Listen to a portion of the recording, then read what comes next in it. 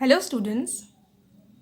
We were studying the male reproductive system, and previously we have learned about the primary sex organs of males, testes. So, males में a pair of testes present होता है. Testes seminiferous tubules का बना होता है. Testes के अंदर बहुत सारी coiled seminiferous tubules present होती हैं. और सेमिनिफरस ट्यूब्यूल्स की जो इनर लाइनिंग होती है जर्मिनल एपिथेलियम, उसकी सेल्स स्पर्मेटोजेनेसिस के प्रोसेस के थ्रू स्पर्म प्रोड्यूस करती हैं. तो स्पर्म का प्रोडक्शन होगा सेमिनिफरस ट्यूब्यूल्स की कैविटी में. और सारी जो सेमिनिफरस ट्यूब्यूल्स होती हैं वो कनेक्टिव टिश्यू से घिरी हुई होती हैं. They are all surrounded by connective tissue. Testis हैं टू ओवल शेप्ड.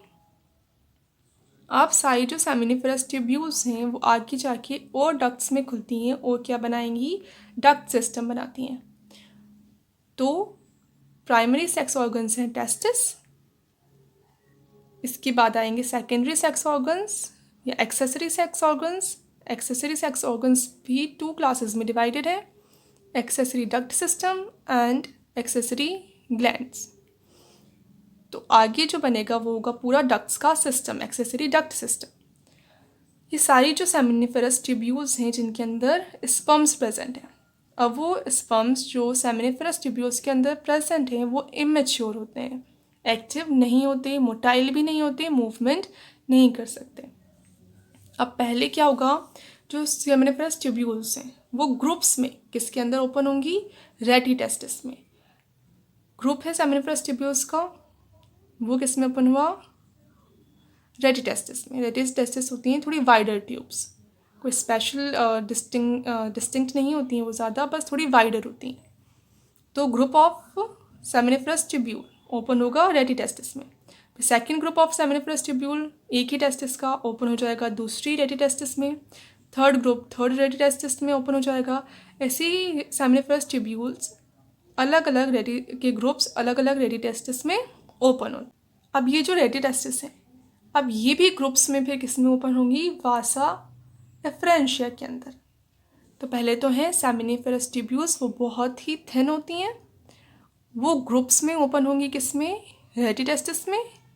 फिर रेटी टेस्टिस भी ग्रुप में ओपन होंगी किस में, वासा एफ्रेंशिया में. वासा एफ्रेंशिया भी क्या है, ट्यूब्स ही हैं, सिलिएटेड होती हैं. इसकी जो इनर लाइनिंग है, इनर जो एपिथेलियम है वो सिलिएटेड होती है, यानी उसमें जो सेल्स होती हैं उनमें सिलिया प्रेजेंट होते हैं. ठीक है, सिलिएटेड एपिथेलियम होती है वासा एफ्रेंशिया की. सेमिनिफरस ट्यूब्यूल ओपन हुई रेटी टेस्टिस में, रेटी टेस्टिस ओपन हुए फिर वासा एफ्रेंशिया में. अब एक ही जो टेस्टिस है उसकी सारी वासा एफ्रेंशिया, एक टेस्टिस इसकी जो जितनी भी इसके अंदर वासा एफ्रेंशिया हैं वो सारी एक साथ कहाँ ओपन होंगी, एपिडाइडिमस में. एपिडाइडिमस भी क्या होता है, ट्यूब है, ये भी बहुत ज़्यादा कॉइल्ड होती है और डेंसली पैक्ड होती है. एक तो कॉइल है और वो कॉइल्स बहुत पास पास होते हैं, बहुत ही डेंस स्ट्रक्चर बना देती है, फ्लैट डेंस स्ट्रक्चर बना देती है ट्यूब्स. और कहाँ होती है ये, टेस्टिस की पोस्टीरियर सरफेस पे, पीछे की साइड पे होती है. सेमिनिफरस ट्यूब्यूल्स ग्रुप्स में ओपन होंगी रेटी टेस्टिस में, रेटी टेस्टिस ग्रुप में ओपन होंगी वासा एफ्रेंशिया में जो सिलिएटेड होती है. और एक टेस्टिस की सारी वासा एफ्रेंशिया एपिडाइडिमस में ओपन होंगी. एपिडाइडिमस टेस्टिस की पोस्टीरियर सरफेस पर होते हैं, कॉइल्ड होती है बहुत ज़्यादा ये ट्यूब और डेंसली पैक्ड होती है.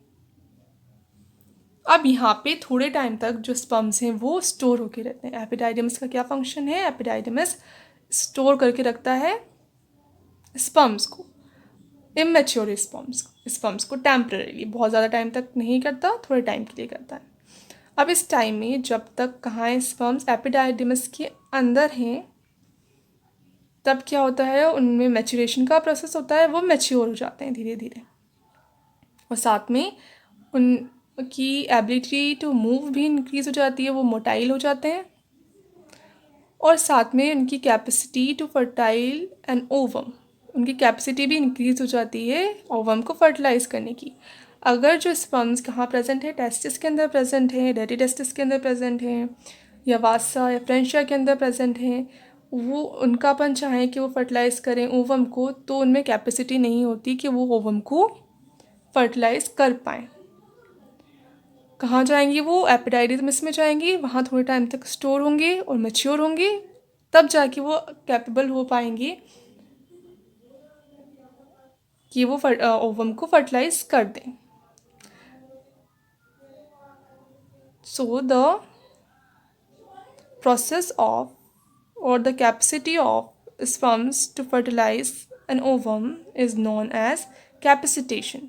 तो उनकी जो एबिलिटी होती है कि वो फर्टिलाइज कर पाएंगे या नहीं कर पाएंगे किसी ओवम को, तो उनकी एबिलिटी का इंक्रीज़ होना उसको कहते हैं कैपेसिटेशन। उनका एबल होना कि वो फर्टिलाइज कर पाएँ, तो वो है कैपेसिटेशन। तो यहाँ पे स्टोर होकर रहेंगे, मेच्योर हो जाएंगे, मोटाइल हो जाएंगे और एबल हो जाएंगे कि वो ओवम को फर्टिलाइज कर पाएँ। अब जो एपिडाइडिमिस ट्यूब है, ये क्या करेगी, अब आगे जाके स्ट्रेट हो जाएगी। कॉइल थी बहुत ज़्यादा, यही ट्यूब आगे जाके स्ट्रेट हो जाएगी और उसको क्या कहेंगे फिर अब, वास डिफरेंस। तो ये जो कॉइल्ड ट्यूब है, ये बहुत ज़्यादा कॉइल्ड होती है एपिडाइडिमस। ये अब ये स्ट्रेट ट्यूब बना ली इसने, ये स्ट्रेट ट्यूब बन गई, लेस कॉइल्ड, लूप्स हैं बस, कॉइल्ड नहीं है। इसको कहेंगे वास डिफरेंस। ये पूरी क्या है, वास डिफरेंस। अब वास डिफरेंस टेस्टिस से दूर जाती है, किस साइड जाएगी, ये एब्डोमिनल कैविटी। ये कहाँ है, टेस्टिस कहाँ प्रेजेंट है, स्क्रोटम में प्रेजेंट है। अब ये ट्यूब निकली और कहाँ गई, फिर एब्डोमिनल कैविटी की तरफ गई। एब्डोमिनल कैविटी की तरफ जाके ये क्या कर लेगी, लूप बना लेगी यूरिनरी ब्लैडर के ऊपर। ये क्या है, यूरिनरी ब्लैडर, यूरिन को स्टोर करने के लिए। तो यहाँ पे जाकर ये लूप बना लिया, किससे अटैच है, यूरिनरी ब्लैडर, जो यूरिनरी सिस्टम है, किडनीज जो है वहाँ से अटैच्ड है, किनके थ्रू, यूरेटर के थ्रू। तो किडनीज है, किडनीज से आ रहे हैं यूरेटर, यूरिन लेके वो कहाँ ले जा रहे हैं यूरिन को, यूरिनरी ब्लैडर में। यूरिनरी ब्लैडर क्या काम करता है, यूरिन को स्टोर करने का काम करता है। तो ये जो वास डिफरेंस है, ये लूप बना लेगी और कहाँ आ जाएगी, यूरिनरी ब्लैडर की आगे की तरफ आ जाएगी। ठीक है, ये डक्ट सिस्टम है। अब सेमिनल वेसिकल ग्लैंड्स प्रेजेंट होती हैं, अब पेयर प्रेजेंट होता है इनका कहाँ पर, यूरिनरी ब्लैडर की आगे की तरफ। तो ये क्या है, सेमिनल वेसिकल। सेमिनल वेसिकल भी क्या होती हैं, ग्लैंड्स ही होती हैं, सीक्रेट करती हैं फ्लूइड को। अब ये जो वास डिफरेंस है, ये और सेमिनल वेसिकल की डक्ट, सेमिनल वेसिकल आगे से पतला हो जाता है और डक्ट फॉर्म कर लेता है। तो ये वास डिफरेंस और सेमिनल वेसिकल की डक्ट दोनों कहाँ ओपन होती हैं, एक सिंगल ट्यूब में ओपन होती हैं। उस सिंगल ट्यूब को कहते हैं, सिंगल डक्ट को कहते हैं एजैक्युलेटरी डक्ट। तो राइट साइड की भी एंड लेफ्ट साइड की भी, दोनों तो वास डिफरेंस और दोनों सेमिनल वेसिकल की डक्ट्स एक सिंगल ट्यूब में ओपन होंगी। उस ट्यूब को क्या कहेंगे, एजैक्युलेटरी डक्ट। तो इसमें शो नहीं की हुई, बहुत छोटी होती है एजैक्युलेटरी डक्ट। तो ये दोनों ओपन हो, 4 स्ट्रक्चर्स ओपन हो जाएंगे किसके अंदर, एजैक्युलेटरी डक्ट के अंदर। एजैक्युलेटरी डक्ट क्या काम करती है, जो स्पर्म्स होते हैं कहाँ से आए, वास डिफरेंस से, ये टेस्टिस से स्पर्म्स जो आए, और जो सेमिनल वेसिकल का सिक्रेशन है उसको कहाँ ले जाने का काम करती है, यूरेथ्रा तक। आगे जाके जो एजैक्युलेटरी डक्ट है वो कहाँ ओपन होगी, यूरेथ्रा में। तो वो टेस्टिस से स्पर्म्स को वास डिफरेंस के थ्रू और सेमिनल वेसिकल से सेमिनल वेसिकल के फ्लूइड को सेमिनल वेसिकल की डक्ट के थ्रू कहाँ लेके जाएगी, यूरेथ्रा में। अब यूरेथ्रा क्या है, यूरेथ्रा कॉमन पासेज है किसके लिए, यूरिन के लिए एंड स्पर्म्स और सीमेन के लिए। तो यूरेथ्रा में क्या क्या ओपन होगा, एक तो एजैक्युलेटरी डक्ट ओपन होगी और मेन यूरेथ्रा है क्या, यूरिनरी ब्लैडर ओरिजिनेट कहाँ से होगी यूरेथ्रा? यूरिनरी ब्लैडर से। तो यूरिनरी ब्लैडर्स के नीचे के पार्ट से एक ट्यूब निकलती है, उसको कहते हैं यूरेथ्रा, और उसी ट्यूब में क्या ओपन होता है फिर? एजैकुलेटरी डक्ट भी वहीं ओपन होती है। तो एजैकुलेटरी डक्ट और कहाँ ओपन होगी? यूरेथ्रा में। तो यूरेथ्रा में क्या आएगा फिर? यूरिन आएगा यूरिनरी ब्लैडर से, और सीमन क्या कहेंगे? सारी जो भी ग्लैंड्स का सिक्रेशन होता है plus sperms. Semen and urine दोनों कहाँ जाएंगी?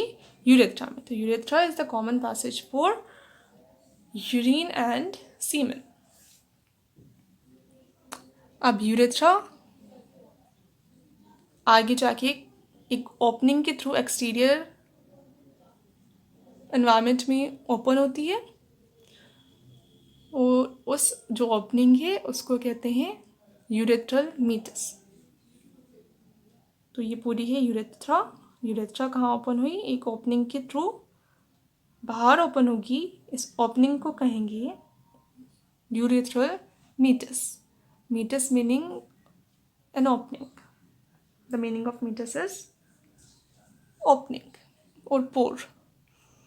यूरेथ्रा कहाँ होगी? पूरे जो पीनस है उसके अंदर होती है, अलोंग द पीनस स्ट्रेट ट्यूब होती है। ओके, तो ये तो था डक्ट सिस्टम। डक्ट सिस्टम में क्या क्या आया? सेमिनिफरस ट्यूब्यूल्स तो टेस्टिस के अंदर ही हैं। अब उसके बाद डक्ट सिस्टम स्टार्ट होगा। तो सेमिनिफरस ट्यूब्यूल्स ग्रुप्स में ओपन होंगी रेटी टेस्टिस में, रेटी टेस्टिस ग्रुप में ओपन होंगी वासा एफ्रेंशिया में, वासा एफ्रेंशिया एक टेस्टिस की सारी वासा एफ्रेंशिया ओपन होंगी एपिडाइडमिस में।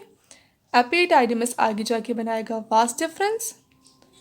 वास डिफरेंस सेमिनल वेसिकल के डक्ट के साथ ओपन होगी एजैकुलेटरी डक्ट में। एजैकुलेटरी डक्ट ओपन होगी यूरेथ्रा में। यूरेथ्रा यूरेथ्रल मीटस के थ्रू ओपन होगी एक्सटीरियर में। तो ये है डक्ट सिस्टम पूरा। Now accessory glands. अब ग्लैंड्स कितनी प्रेजेंट होंगी? एक्सेसरी ग्लैंड्स जो हेल्प करती हैं रिप्रोडक्शन में, 3 टाइप की ग्लैंड्स प्रेजेंट होती हैं: prostate gland, seminal vesicle and bulbourethral gland. First prostate gland. तो ये है प्रोस्टेट ग्लैंड। ये ग्लैंड होती है कहाँ होती है? यूरेथ्रा की अपर पोर्शन की चारों तरफ। तो ये यूरेथ्रा है, यहाँ से यहाँ तक, यहाँ से यहाँ तक पूरी यूरेथ्रा है। तो इसकी अपर पोर्शन की चारों तरफ प्रेजेंट होती है प्रोस्टेट ग्लैंड। क्या काम करेगी? ये एक फ्लूइड सीक्रेट करती है। फ्लूइड कैसा होता है? मिल्की होता है और एल्कलाइन होता है।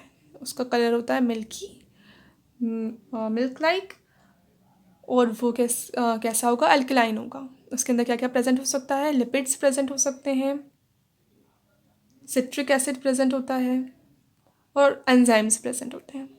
सिट्रिक एसिड प्रेजेंट है तो एसिडिक होना चाहिए, पर उतना ज़्यादा अमाउंट में प्रेजेंट नहीं होता सिट्रिक एसिड, इसलिए जो फ्लूइड होता है वो एसिडिक नहीं होता। कैसा होगा फ्लूइड? एल्कलाइन होता है, बेसिक होता है। तो जो सिक्रेशन होता है प्रोस्टेट ग्लैंड का वो होता है बेसिक। अब प्रोस्टेट ग्लैंड का जो सिक्रेशन है वो क्या काम करता है? नरिश करने का काम करता है। स्पर्म्स को नरिशमेंट देता है, प्लस उनकी एबिलिटी टू स्विम इंक्रीज कर देता है। स्विम करने की एबिलिटी को इंक्रीज कर देता है।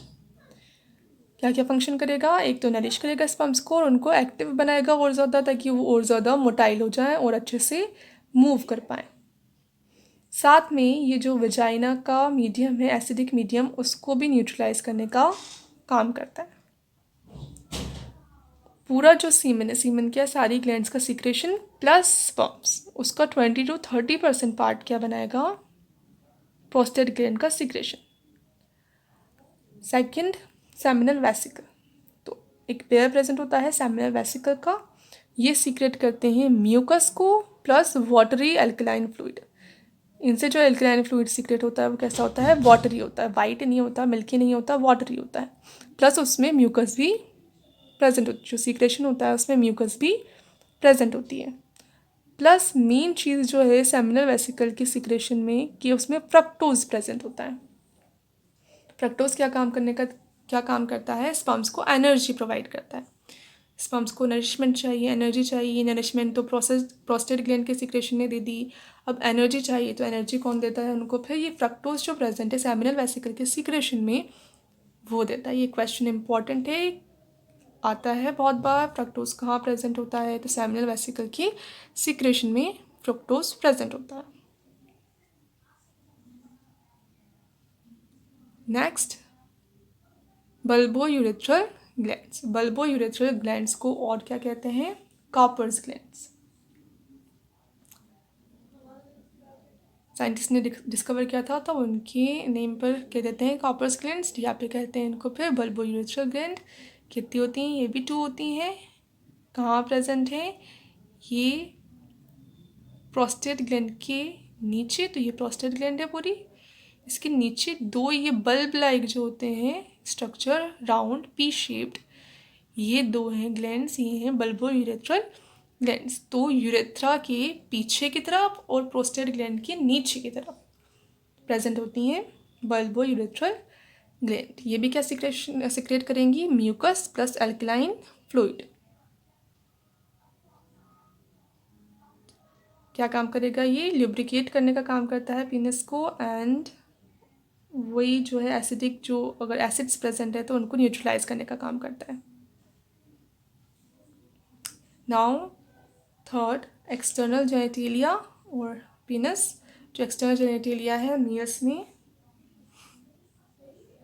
तो जो पीनस है वो कॉपुलेटरी, मेल कॉपुलेटरी ऑर्गन होता है, इरेक्टाइल होता है, इरेक्टाइल टिश्यू का बना हुआ होता है, और इसमें वैस्कुलर स्पेसेस भी प्रेजेंट होते हैं। जो पीनस इसके अंदर स्पेसेस होते हैं जिसके अंदर ब्लड फिल्टर रहता है, तो उनको क्या कहते हैं, वैस्कुलर स्पेसेस, वो भी इसके अंदर प्रेजेंट होते हैं। इसका जो डिस्टल एंड होता है, जो एंड पार्ट है, एंड पार्ट सॉफ्ट होता है एंड बहुत ज़्यादा सेंसिटिव होता है, नर्व्स प्रेजेंट होती हैं बहुत ज़्यादा, इसको कहते हैं ग्लैंस पीनस। ये कवर्ड रहता है स्किन के फोल्ड से, उस स्किन के फोल्ड को कहते हैं फोर स्किन या फिर प्रेप्यूस। तो ये था पूरा male reproductive system. Male reproductive system में प्राइमरी सेक्स ऑर्गन्स थे टेस्टिस, सेकेंडरी सेक्स ऑर्गन्स और एक्सेसरी सेक्स ऑर्गन्स में डक्ट सिस्टम था एंड ग्लैंड्स थी। डक्ट सिस्टम में थी rete testis, vas efferentia, epididymis, vas deferens, ejaculatory duct and urethra. Glands थी 3 types की, prostate gland 1, seminal vesicle 1 pair and bulbourethral glands 2, and then external genitalia is penis.